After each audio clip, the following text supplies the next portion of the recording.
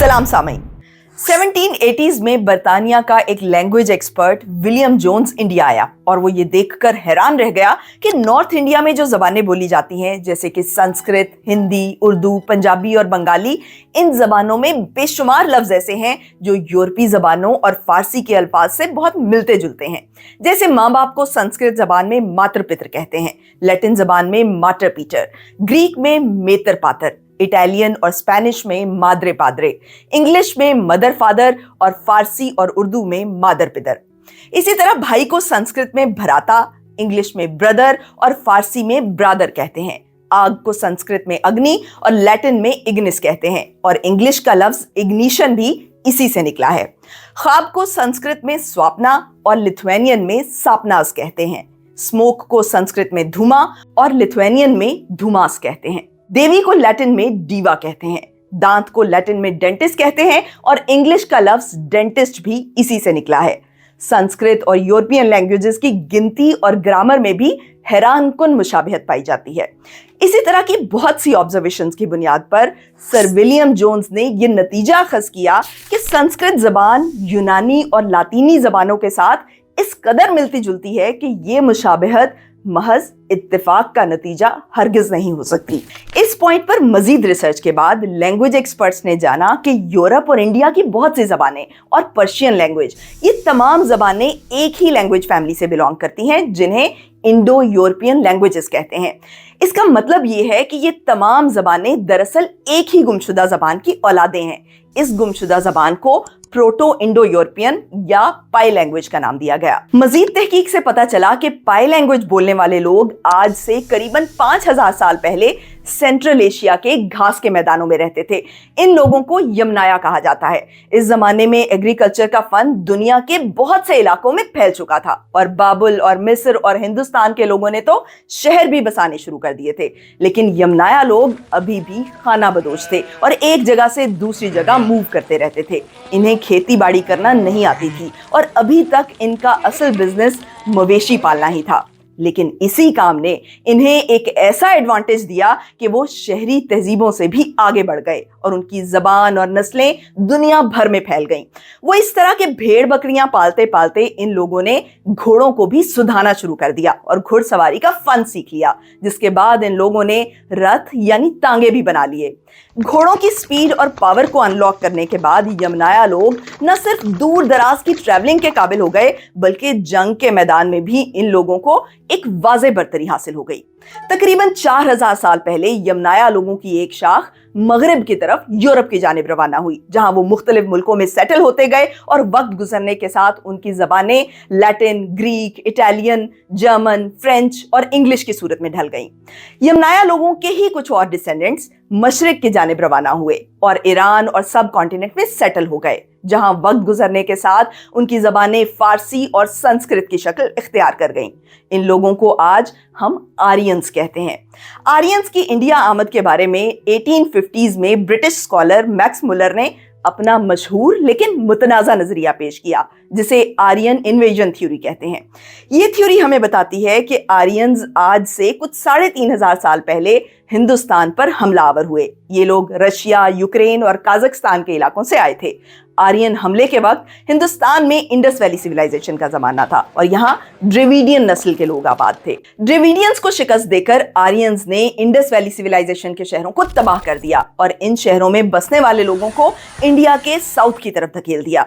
Indus Valley civilisation को तबाह करने के बाद आर्यंस नॉर्दर्न इंडिया के दरियाओं के मैदानों में आबाद हो गए। उन्होंने वेदें लिखी, हिंदू धर्म को राइज किया और धर्म के नाम पर लोकल पॉपुलेशन पर कास्ट सिस्टम मुसल्लत किया, जिसमें आर्यंस ने खुद को ऊंची जात यानी ब्राह्मण करार दिया, जबकि मकामी लोगों को निचली जात यानी शूदर करार देकर उन्हें मुस्तकिल गुलामी में धकेल दिया। आर्यन इन्वेजन थ्योरी ने इंडिया की कल्चरल, रिलीजियस और रेशियल आइडेंटिटी के बारे में कई हसास सवालात खड़े कर दिए और एक ऐसी बहस को छेड़ दिया जिसको इंडिया के सभी ग्रुप्स ने अपने अपने पॉलिटिकल इंटरेस्ट की ऐनक से देखना शुरू कर दिया। हिंदू राइट विंग के लिए ये थ्योरी उनकी कौमी और मजहबी शनाख्त पर हमला था, क्योंकि इस थ्योरी को सही मानने का मतलब ये था कि हिंदू धर्म, संस्कृत जबान और वैदिक कल्चर का जन्म भारत में नहीं हुआ, बल्कि ये सब बाहर से आने वाले हमलावरों ने इंडिया पर इंपोज किया था। हिंदू राइट विंग का मानना था कि आर्यंस ही हिंदुस्तान के इंडिजिनस लोग हैं। आर्यंस ने ही इंडस वैली सिविलाइजेशन के शहर बसाए थे और साउथ इंडिया के ड्रेविडियंस भी दरअसल आर्यंस ही हैं। और ये जो इंडियन और यूरोपियन लैंग्वेजेस में आपको मुशाबिहत नजर आती है, इसकी वजह यह है कि इंडो यूरोपियन लैंग्वेजेस का असल वतन भारत है और फिर आर्यंस भारत से निकलकर सारी दुनिया में गए और इस तरह इंडो यूरोपियन लैंग्वेजेस यूरोप में पहुंची। हिंदू नेशनलिस्ट के नजदीक आर्यन इन्वेजन थ्योरी अंग्रेजों की साजिश थी ताकि वो इंडिया पर अपनी पकड़ को मजबूत बना सकें। इस थ्योरी की मदद से अंग्रेज एक तरफ इंडियंस में एक इंफीरियरिटी कॉम्प्लेक्स इंजेक्ट करना चाह रहे हैं, ये साबित करके कि भारत हमेशा से ही आला नस्लों के अंडर रहा है, और दूसरी तरफ वो डिवाइड एंड रूल पॉलिसी को इस्तेमाल करके इंडियंस की मुजाहमत को तोड़ना चाह रहे हैं। हिंदू मुस्लिम के झगड़े वो पहले ही करवा रहे थे और अब आर्यन इन्वेजन थ्योरी के जरिए उन्होंने नॉर्थ और साउथ इंडियंस को आर्यंस और ड्रेविडियंस में बांट दिया है ताकि इंडियंस कभी भी उनके खिलाफ इकट्ठे ना हो सकें। दूसरी तरफ इंडिया के अंग्रेज हुक्मरानों को आर्यन हमले का नजरिया बहुत पसंद था, क्योंकि ये थ्योरी उनके आला नस्ल होने के बयानिए को सपोर्ट करती थी और उनके हिंदुस्तान पर कब्जे को अखलाकी जवाज फराहम करती थी। इस टाइम पर यूरोप में एक रेशियस्ट आइडिया बहुत पॉपुलर था कि खुदा ने गोरों को बाकी इंसानों से सुपीरियर बनाया है और उन्हें ये जिम्मेदारी दी है कि वो दुनिया की गैर मुहज्जब और बैकवर्ड कौमों को सिविलाइज्ड और एजुकेटेड बनाएं और उन्हें खुदा के सच्चे मजहब यानी क्रिश्चियनिटी की तरफ लाएं। इस सोच को वो लोग व्हाइट मैन बर्डन यानी गोरे का फर्ज कहते थे। उनका ख्याल था कि इस फर्ज को निभाने के लिए उन्हें यह हक भी हासिल है कि वो दूसरे मुल्कों पर कब्जा कर लें। इस नस्ल परस्त सोच को आर्यन इन्वेजन थ्योरी एक तारीखी जवाब फराहम करती थी कि अंग्रेज लोग आला और बरतर आर्यन रेस के नुमाइंदे हैं जो एक मर्तबा फिर इंडिया को मुहज्जब बनाने के लिए आए हैं। और सिर्फ यही नहीं बल्कि आर्यन इन्वेजन थ्योरी बाइबल के वर्ल्ड व्यू को भी सपोर्ट करती थी। बाइबल में लिखा है कि तूफान नूह के बाद जब जमीन पर तमाम इंसान खत्म हो गए तो इंसानी नस्ल हजरत नूह के 3 बेटों से आगे बढ़ी, जिनकी औलादें जमीन के मुख्तलिफ खित्तों में आबाद हुईं। बाइबल में यह भी लिखा है कि सैलाब के बाद नूह की कश्ती माउंट अराराट के साथ आकर ठहरी थी और ये पहाड़ आर्यंस के आबाई इलाके यानी कॉकेसस रीजन की बाउंड्री पर वाक़ है। सो इस तरह अंग्रेजों ने आर्यन इन्वेजन थ्योरी को बाइबल की हिस्ट्री से जोड़ दिया और दावा किया कि आर्यंस दरअसल नूह की औलाद थे जो पहले पहल कॉकेसस में आबाद हुए और फिर यहां से सारी दुनिया में फैल गए। तीसरी तरफ इंडियन मुस्लिम्स के लिए आर्यन हमले का नजरिया एक स्ट्रेटेजिक वैल्यू रखता था, क्योंकि ये नजरिया हिंदुत्व सोच के खिलाफ उनका डिफेंस था। उस जमाने की हिंदू मिडिल क्लास में ये सोच फैल रही थी कि भारत सिर्फ हिंदू राष्ट्र है और भारत का सच्चा शहरी सिर्फ वही हो सकता है जिसका मजहब भारत में पैदा हुआ हो, जैसे हिंदू, जैन, बुद्ध या सिख। और चूंकि मुसलमानों की मुकद्दस सरजमीन भारत में नहीं है, लिहाजा वो हिंदुस्तान के सच्चे पेट्रियाटिक शहरी नहीं हो सकते अनटिल अनलेस वो भारत को अपनी पवन धरती यानी मुकद्दस सरजमीन मान लें। यही वजह है कि आज भी हिंदू नेशनलिस्ट इंडियन मुस्लिम से ये डिमांड करते हैं कि अगर वो इंडिया के वफादार हैं तो भारत माता की जय कहें, लेकिन मुसलमान ऐसा करने से अवॉइड करते हैं क्योंकि इस नारे में वतन को एक देवी माँ की सूरत दी गई है, जबकि मुसलमान अल्लाह के अलावा किसी और को खुदाई स्टेटस देने को शिर्क समझते हैं। इसीलिए वो भारत माता की जय नहीं कहते, ऑल्दो उन्हें जय हिंद कहने में कोई प्रॉब्लम नहीं है। भारत माता की जय के नारे लगने चाहिए। असदुद्दीन ओवैसी भी मेरा साथ देंगे। भारत माता की, भारत माता की। असदुद्दीन ओवैसी आप पे भी कैमरा था उस समय। हाँ, मैं नहीं बोला तो मैं बोलूंगा हिंदुस्तान जिंदाबाद, भारत जिंदाबाद, जय हिंद बोलूंगा मैं। भारत और हिंदुत्व आइडियोलॉजी ने इंडिया को मुकद्दस मानने को इंडियन होने का मयार बना दिया और इस मयार की बुनियाद पर मुसलमानों को अंग्रेजों के जैसे आउटसाइडर समझा जाने लगा जिनका भारत पर कोई क्लेम नहीं बनता। हिंदू सोसाइटी में हिस्ट्री का एक ऐसा वर्जन पॉपुलर होने लगा कि हिंदुस्तान के मुसलमान हुक्मरान फॉरेन इन्वेडर्स थे, जिन्होंने सदियों तक हिंदुस्तान पर गासिबाना हुकूमत की और तलवार के जोर पर हिंदुस्तानियों को अपना मजहब तब्दील करने पर मजबूर किया। इस बयानिए के खिलाफ मुसलमानों का counter narrative Aryan invasion theory पर बेस करता था, क्योंकि अगर आर्यन हमले को दुरुस्त माना जाए तो इसका मतलब है कि इस्लाम की तरह हिंदू धर्म भी हिंदुस्तान में पैदा नहीं हुआ, और वो लोग जिन्होंने हिंदुस्तान में हिंदू धर्म, संस्कृत और वैदिक कल्चर को राइज किया, वो भी मुसलमानों की तरह बाहर से ही आए थे। और ये दलील हिंदुस्तान में मुसलमानों की आमद को जस्टिफाई करती है, क्योंकि जब मुसलमानों को फॉरेन इन्वेडर्स या फोर्स्ड कन्वर्ट्स कहा जाएगा तो जवाबन हम भी ये कह सकते हैं कि हिंदू ब्राह्मण भी फॉरेन इन्वेडर्स थे, जिन्होंने इंडिया में हिंदू धर्म और कास्ट सिस्टम को ताकत के बल पर नाफिज किया। When we say Muslims are foreign invaders, they say, well, you know, Hindus are also Aryan invaders. They are the Brahmins. They brought in the Vedas.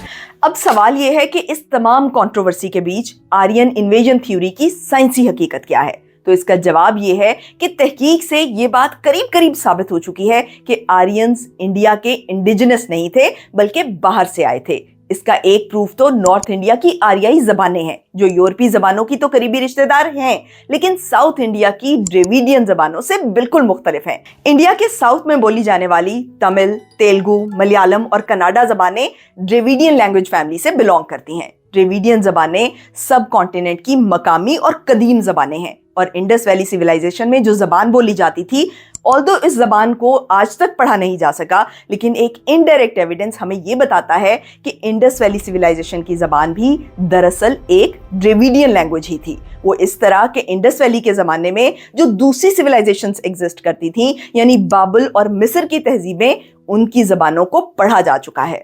और ये बात भी वेल एस्टेब्लिश्ड है कि इन तहजीबों का इंडस वैली सिविलाइजेशन से trade होता था। सो अगर चीज़ों का ट्रेड होता था तो लाजमी बात है कि लफ्ज़ों का एक्सचेंज भी होता होगा। खासतौर पर वो चीज़ें जो सिर्फ इंडस वैली से इंपोर्ट होती थी, उन चीज़ों का नाम भी लाजमन इंडस वैली की ज़बान से आया होगा।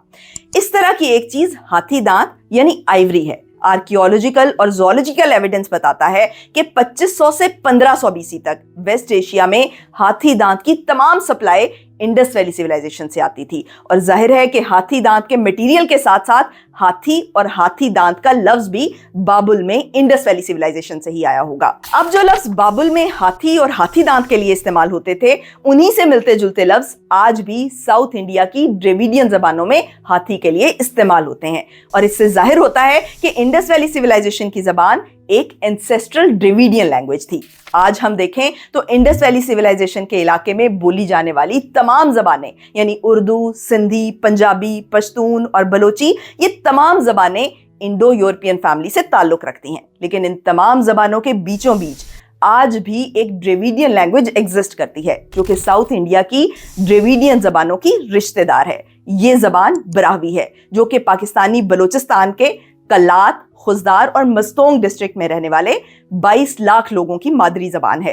देखा जाए तो इस इलाके का साउथ इंडिया के साथ कोई ज्योग्राफिकल कनेक्शन नहीं है, और ये इलाका साउथ इंडिया से करीबन 2000 किलोमीटर के फासले पर है। इसके बावजूद इस इलाके में एक द्रविडियन जबान की मौजूदगी ये जाहिर करती है कि किसी वक्त में द्रविडियन जबानें सब कॉन्टिनेंट के बहुत से हिस्सों में फैली हुई थीं, और माहिरीन कहते हैं कि ब्राह्वी जबान उस जबान का फॉसिल रिकॉर्ड हो सकती है जो इंडस वैली सिविलाइजेशन में बोली जाती थी। लेकिन जब आर्यंस इंडिया में आए तो द्रविडियन जबानें बोलने वाले इंडिया के साउथ की तरफ मूव कर गए, और नॉर्थ इंडिया में आर्यंस और वेदों की जबान यानी संस्कृत और दीगर इंडो आर्यन जबानों का बोलबाला हो गया। आर्यन लोगों का इंडिया के बाहर से आने का अगला प्रूफ ये है कि इंडिया की कदीम तरीन तहजीब यानी इंडस वैली सिविलाइजेशन से हमें जो आर्कियोलॉजिकल और जेनेटिक एविडेंस मिला है, वो ये साबित करता है कि वहां के लोग आर्यन से अलग थे। इंडस वैली सिविलाइजेशन एक शहरी तहजीब थी, जिसका मरकज हड़प्पा और मोहिंजोदाड़ो जैसे प्लैंड सिटीज थे।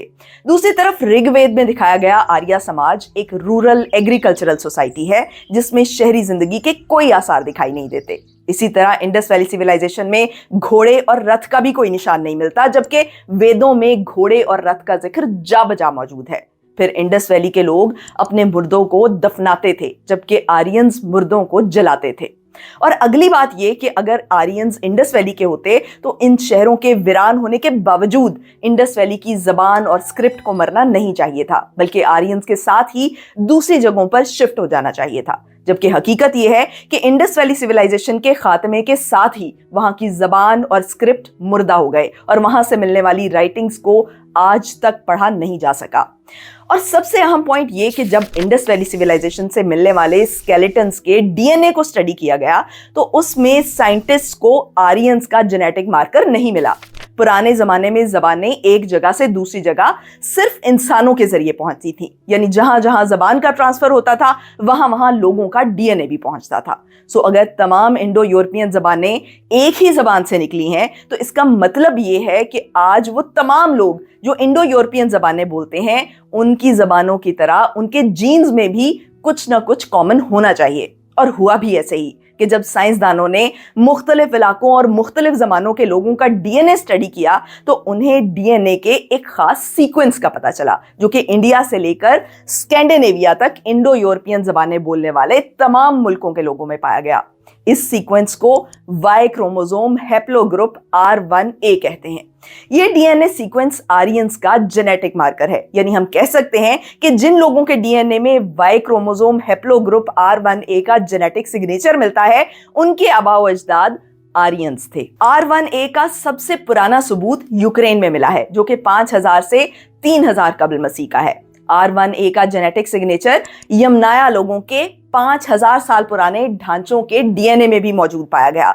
इंडिया में R1A जेनेटिक मार्कर 2000 से 1500 कबल मसीह में मिलता है। यही वो जमाना है जब आर्यन सेंट्रल एशिया के स्टेप रीजन से चलकर इंडिया में आए थे। लेकिन R1A का genetic marker Indus Valley civilisation से मिलने वाले ढांचों के डीएनए में नहीं पाया गया। इसका मतलब यह है कि आर्यंस और इंडस वैली सिविलाइजेशन के लोगों का कभी कोई ताल्लुक रहा ही नहीं। और जब आर्यंस इंडिया में आए तो उस वक्त इंडस वैली सिविलाइजेशन का डिक्लाइन हो चुका था। ताहम इस डिक्लाइन की वजह किसी बैरूनी गिरोह का अचानक हमला नहीं था। अगर ऐसा होता तो हमें इंडस वैली सिविलाइजेशन की खुदाई के दौरान हमलावर गिरोहों के हथियार और कत्लेआम के शवाहिद भी मिलते और साथ ही हमें इंडिया के कल्चर, आर्टिफैक्ट्स और जबानों में किसी बड़ी और अचानक तब्दीली के आसार भी दिखाई देते। लेकिन ऐसा नहीं है। इंडस वैली का डिक्लाइन मौसम की तब्दीली, दरियाओं के सूखने और खुश्क साली की वजह से हुआ था और आर्यंस के आने से पहले ही ये शहर उजड़ चुके थे। सो आर्यन इन्वेजन थ्योरी में इन्वेजन वाली बात साबित नहीं हो सकी। इसीलिए इस थ्योरी को आर्यन माइग्रेशन थ्योरी से तब्दील कर दिया गया, जिसका मतलब ये है कि आर्यन कहलाने वाले लोग तकरीबन 1500 कबल मसीह के आसपास सेंट्रल एशिया से बर्रे-सगीर आए। लेकिन ये आमद कोई फौजी यलगार नहीं बल्कि एक ग्रेजुअल माइग्रेशन थी। सामीन, कुरान में लिखा है कि तमाम इंसान एक मर्द और एक औरत की औलाद हैं, यानी हम इंसान एक ही नस्ल से ताल्लुक रखते हैं। और अगर हम मुख्तलिफ कौमों और कबीलों में डिवाइडेड हैं तो सिर्फ इसलिए ताकि हम एक दूसरे को पहचान सकें। लेकिन किसी कौम या कबीले से ताल्लुक होने की वजह से इंसान की इज्जत न कम होती है न ज्यादा होती है, क्योंकि इंसान की इज्जत उसकी कौम से नहीं उसके कर्म से होती है। और अल्लाह के नजदीक इज्जत वाला इंसान सिर्फ वो है जो नेक और अच्छा इंसान है। कुरान की ये बात एक अहम अखलाकी उसूल है कि अपनी ग्रुप आइडेंटिटी को लेके इंसान का रवैया क्या होना चाहिए। आपकी जात, नस्ल, कौम, कबीला आपकी पहचान है। अपनी पहचान को समझें जरूर, इस पहचान को ओन भी करें, लेकिन इस पहचान को लेके खुद को बरतर और दूसरों को कमतर नहीं समझें। बहुत बहुत शुक्रिया।